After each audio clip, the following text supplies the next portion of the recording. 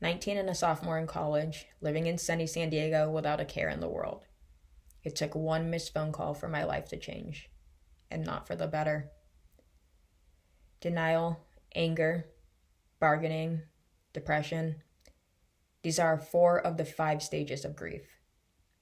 An emotion and a physiological response that I never had to know until one moment in 2013. These stages help to make sense of a feeling so unbearable and so overwhelming that you would not wish it on your worst enemy. But nothing and no one can ever adequately explain to you or prepare you for the hard work to come.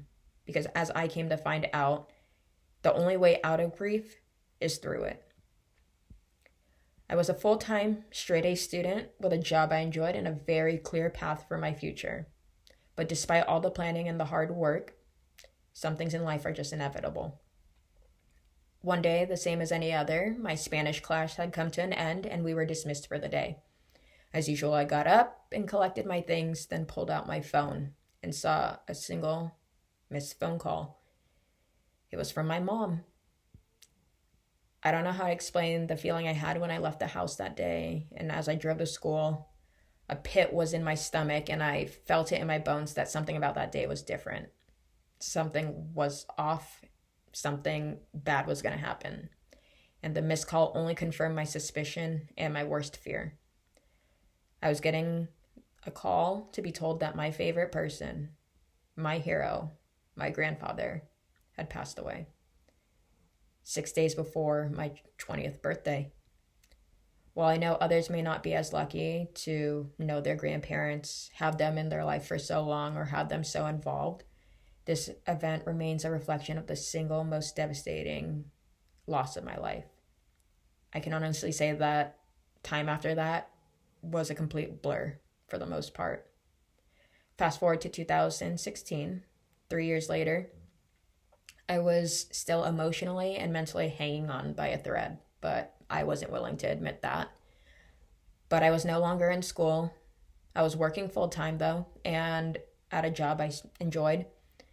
It was always keeping me busy, and it didn't give me time to think or dwell, but I didn't realize that this was only prolonging my struggle. I knew that my grandpa's death was the catalyst for me feeling like I was going to suffer forever, and all I could manage anymore was working. I didn't see beyond the pain, and I was simply taking life minute by minute. My motivation was scarce, and my dreams and hopes and goals no longer existed. It took a moment of self-reflection and wonder about my purpose in life to realize that I wasn't who I wanted to be. I wasn't someone that I was proud of, and that my grandpa would have been devastated and heartbroken to know that I was struggling so much and I wasn't living up to my potential. It took a great deal of vulnerability and honesty with myself to realize that I never took the time to grieve, and without facing that grief, I could never work through it. I decided that I couldn't stay in minimal survival mode anymore, and I still had dreams and goals that I was aiming to achieve.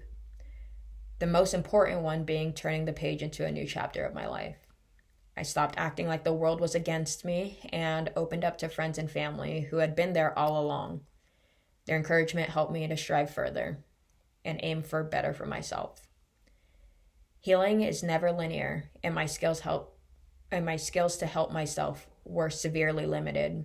So I finally took the time to work through the stigmas in my mind about therapy and throw those away, and found someone that was eager to work with me and help me get better.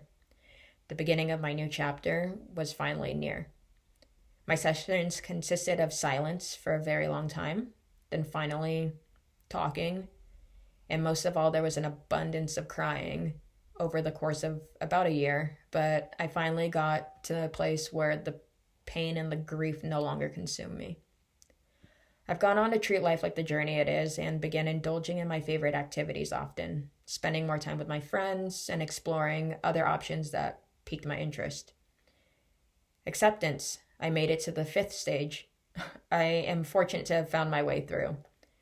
Now I have some unbelievable experiences under my belt, and I absolutely would not have been able to do so if I continued on the path to nowhere. a path that was fully embedded in pain.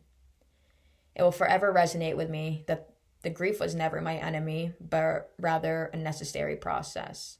Because what is grief if not love persevering?